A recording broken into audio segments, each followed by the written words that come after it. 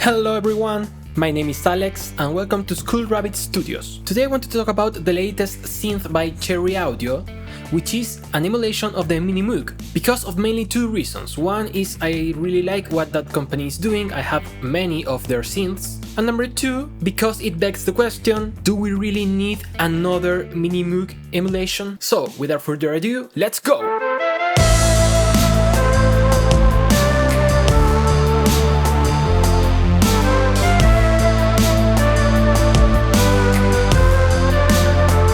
Disclaimer, this video obviously is not sponsored by Cherry Audio. I mean, I wish it was.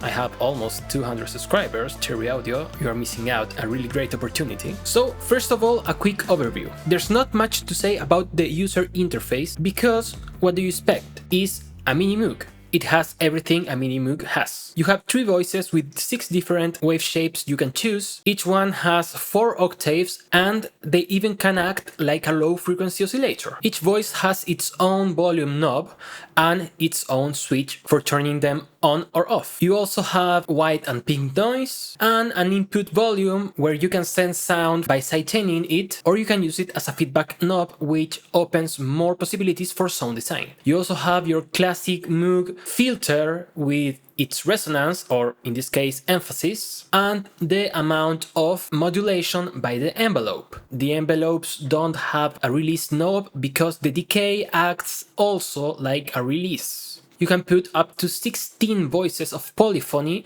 and you can modulate the filter or the oscillator pitch by the oscillator 3 or the noise. And that's it.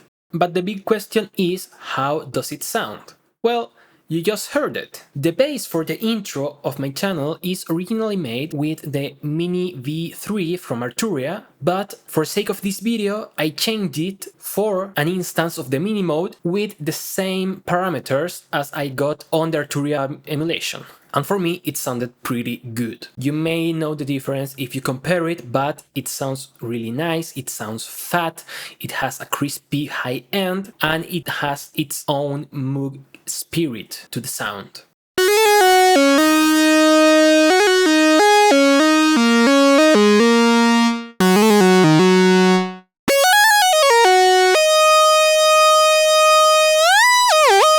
So, just because of the sound and the price that this has, for me, is a good purchase, especially for those people that want a Minimoog emulation but don't have any, because you can get this plugin right now for $39 and most of the emulations for a Minimoog are over $100. But still, this synth is not free of limitations, because the philosophy of Cherry Audio is emulate everything as loyal as you can be. So obviously different from other emulations like the one from Arturia or like the UHE synthesizer Diva, this plugin doesn't have built-in effects, doesn't have a mod matrix, and doesn't have an arpeggiator or anything else you can find in other plugins. And depending on your workflow, this can be really a limitation. I personally like to have modulation options and effects on my synths, but for today's standards, you can get all of that by using other plugins, even the ones that come with your DAW.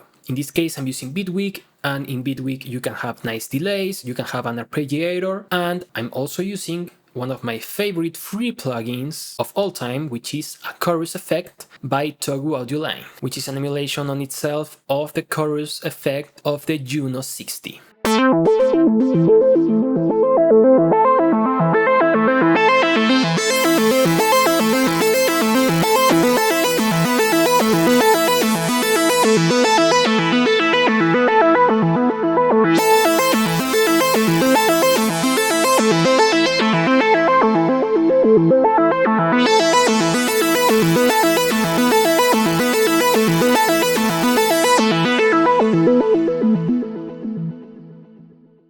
So for me, it's still a good purchase if you want a high quality sounding Moog emulation, which happens to be also really cheap. At the end, the limitations are not really limitations if you consider all the effects and all the plugins you can get and make your own chain to get the sound you want. But that makes me think on another question. I said that Blindly is a good purchase because it sounds really good. But as I mentioned, Diva and the Minimoog emulation from Arturia, which both are plugins that I have, what if I got plugins of the Minimoog? Do I really need another one? And of course, to answer that, there's the question about the sound quality. And I don't want to talk too much about that because I really like what this plugin is doing and you need to make your own decisions based on what you hear. So for that, I prepared a blind test. In this blind test, I got Diva, I got Arturia Mini V3, I got the Minimode, and I also got a hardware Moog synthesizer, which is the Moog Subharmonicon, and I know it's not the Minimoog, but in my opinion it has the classic Moog sound, especially on the resonant filter and obviously on the sawtooth and square waves. So I made this blind test by putting one instance of each of those synths in an order that obviously you don't know. The idea is that in the comments you tell me which one is the one you like the best. I tried to make the same sound or as close as possible on each one of the synths for the 3 digital software synthesizers and my own hardware synth.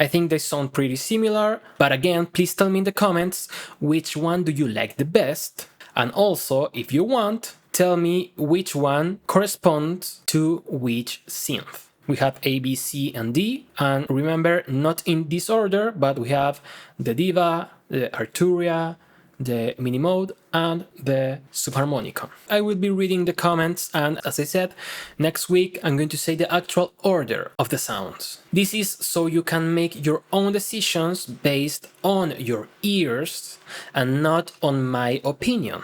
And I know that there are plenty more Minimoog out there, but I'm working right now with the ones that I have. I'm happy with the Diva, I'm happy with the Mini V3, but I'm also happy with everything that Cherry Audio does. And I gotta say that for other kind of Moog synthesizers, the memory mode and especially the poly mode from Cherry Audio are really good. The latter being one of my favorite overall synth because I can really make unique sounds with it.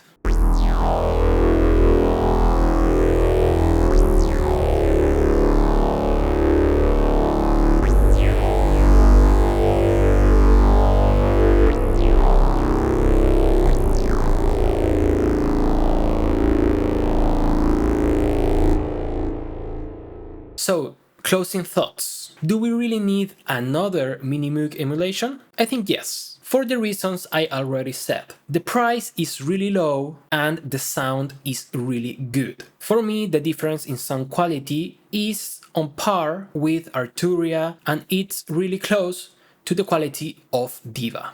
You have to take into consideration that a plugin like Diva or a plugin like Mini V3 are over $150. So if you want another emulation of the Minimoog, or if you don't have any emulation of the Minimoog, this is a good place to start. You're going to get amazing sounds out of it. And that's it for this video. As always, you have to try it yourself. Now you know that I really like Cherry Audio and I really like what they did with this emulation, but the decision is yours. If you want an advice, don't miss this opportunity, especially if you want the Moog sound on your own productions. And that's it for this video. I hope you liked it, I hope you learned something, and I hope you also try the Minimode by Cherry Audio. You can get a fully functional demo that lasts 30 days, so try it yourself, and remember, you're only limited by your own imagination. So take care, be the best, and get the sound quality your music deserves. See you next time. Bye bye.